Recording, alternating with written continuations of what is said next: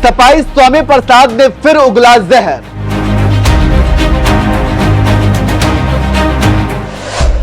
इस बार लक्ष्मी जी का उड़ाया मजाक। दिवाली पर की खुद की पत्नी की पूजा।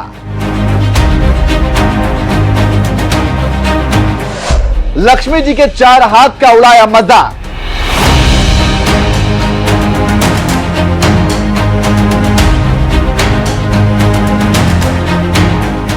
नमस्कार, मैं नियाज खान और आप देख रहे हैं एनएमएफ न्यूज। कभी बीएसपी सुप्रीमो मायावती के चरण छूने वाले स्वामी प्रसाद मौर्य जब से समाजवादी पार्टी में आए हैं, लगता है सपा की फजीहत कराने की कसम खाली है।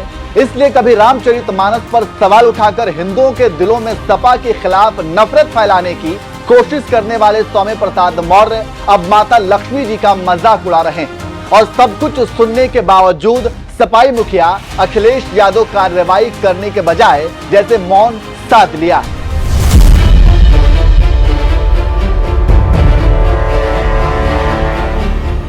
बात चाहे हिंदू देवी देवताओं के खिलाफ जहर उगलने की हो या फिर हिंदुओं के धर्म ग्रंथ रामचरितमानस पर सवाल उठाने की, बौद्ध धर्म अपनाने वाले सपा नेता स्वामी प्रसाद मौर्य के लिए यह कोई नई बात नहीं है। अक्सर देवी देवताओं के खिलाफ जहर उगलने वाले स्वामी प्रसाद मौर्य की जुबान दिवाली जैसे पवित्र मौके पर भी खामोश नहीं रही।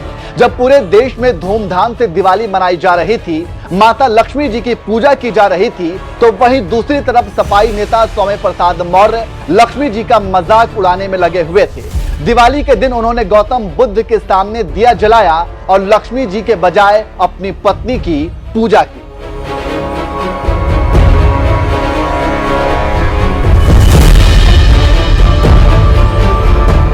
इन तस्वीरों को सोशल मीडिया प्लेटफॉर्म एक्स पर पोस्ट करते हुए स्वामी प्रसाद मौर्य ने लिखा, दीपोत्सव के अवसर पर अपनी पत्नी का पूजा और सम्मान करते हुए कहा, पूरे विश्व के प्रत्येक धर्म, जाति, नस्ल, रंग व देश में पैदा होने वाले बच्चे के 2 हाथ, 2 पैर, 2 कान, 2 आंख, 2 छिद्रों वाली नाक के साथ एक सिर, पेट व पीठ ही होती है।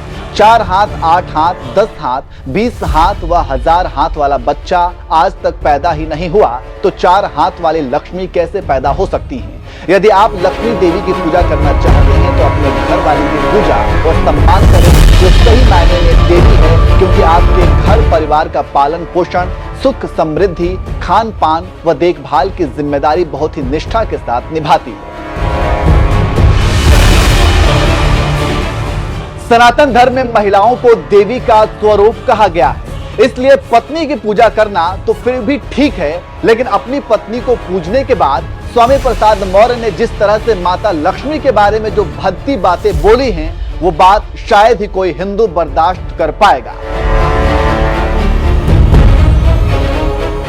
कभी सपा की साथी रही सुहेलदेव समाज पार्टी यानी सुभाषपा के प्रवक्ता अरुण राजभर ने स्वामी के बयान पर कहा, सपा के नेता स्वामी प्रसाद मौर्य जी पूरी तरह से सनातन को खत्म करने का संकल्प ले लिया है। लगता है सनातन को तो खत्म नहीं कर पाएंगे, लेकिन सपा को खत्म करके ही मानेंगे।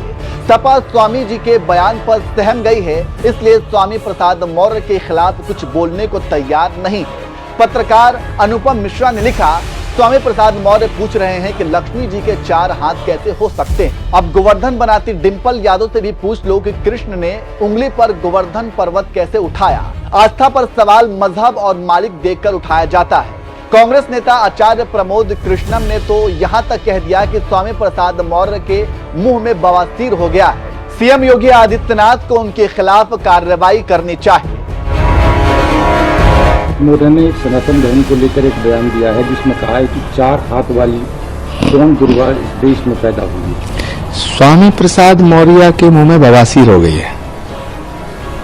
स्वामी प्रसाद मौर्य जी को इलाज की बहुत जरूरत है। मैं योगी आदित्यनाथ जी से कहूंगा कि उनके बोलने पे पाबंदी लगाएं। सपाई स्वामी के हिंदू विरोधी बोल पर लगता है अब सपा नेताओं के सब्र का बांध भी टूटने लगा है। इसलिए सपा नेता आईपी सिंह ने एक ट्वीट में कहा, 5 वर्ष बीजेपी में आप कैबिनेट मंत्री रहे, तब मां लक्ष्मी जी और भगवान गणेश जी पर अभद्र टिप्पणी करते हुए डरते थे। आपकी बेटी बदायूं से सांसद हैं, अपने को सनातनी बताती है, कोई पूजा पाठ नहीं छोड़ती। कम से कम आप अपने बेटे बेटी को समझा लेते। पार्टी को नुकसान पहुंचाना बंद करिए। ये आपके निजी विचार हैं, समाजवादी पार्टी से इसका दूर दूर तक मतलब नहीं। समाजवादी पार्टी सभी धर्मों का सम्मान करती है। मैनपुरी से सांसद बहन डिंपल यादव जी 5 नवंबर को बाबा केदारनाथ जी के दर्शन करके लौटी हैं। हिंदू धर्म में पूरी आस्था है। समाजवादी पार्टी की सफाई आईपी सिंह के बयान बता रहे हैं कि स्वामी प्रसाद मौर्य पार्टी की फजीहत कराने में कोई कसर नहीं छोड़ रहे हैं। जिस तरह से वो लगातार हिंदुओं के मठ मंदिरों को निशाना बनाने के साथ ही साथ अब खुलेआम देवी देवताओं का भी मजाक उड़ाने लगे हैं। लेकिन हैरानी की बात यह है कि स्वामी प्रसाद मौर्य के खिलाफ कार्रवाई करने के बजाय सपाई मुखिया अखिलेश यादव ने चुप्पी साध ली है।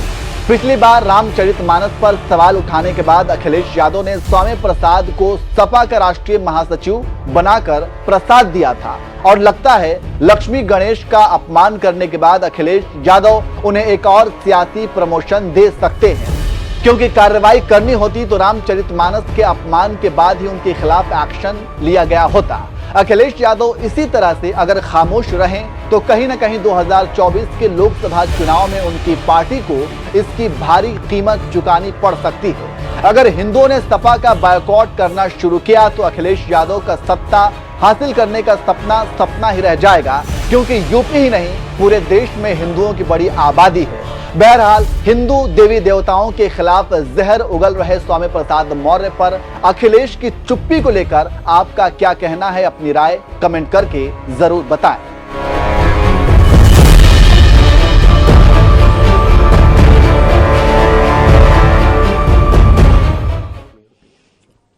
देखिए, जो भी मैंने किया और जो भी मैंने लिखा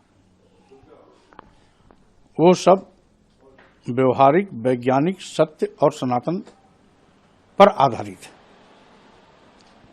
सही मायने में घर की लक्ष्मी तो घरवाली ही होती है,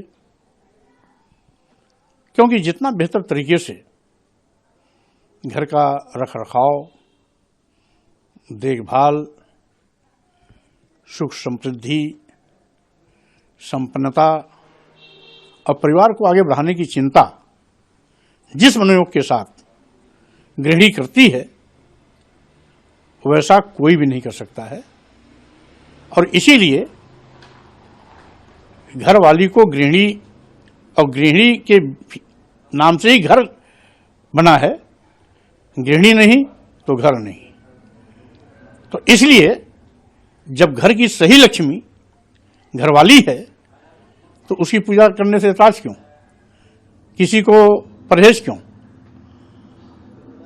और इसीलिए मैं चाहता हूं कि हमारी जो देश की संस्कृति रही है, यत्र नार्यस्तु पूजन्ते रमन्ते तत्र देवता, जहां स्त्रियों का सम्मान होता है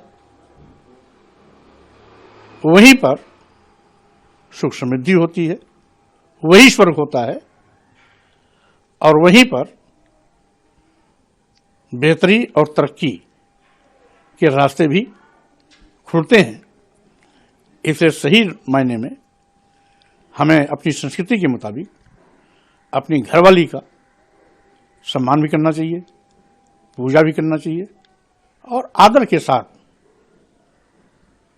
उसकी आरती माला फूल भी पहनाना चाहिए, क्योंकि असली हकदार लक्ष्मी के रूप में वही है।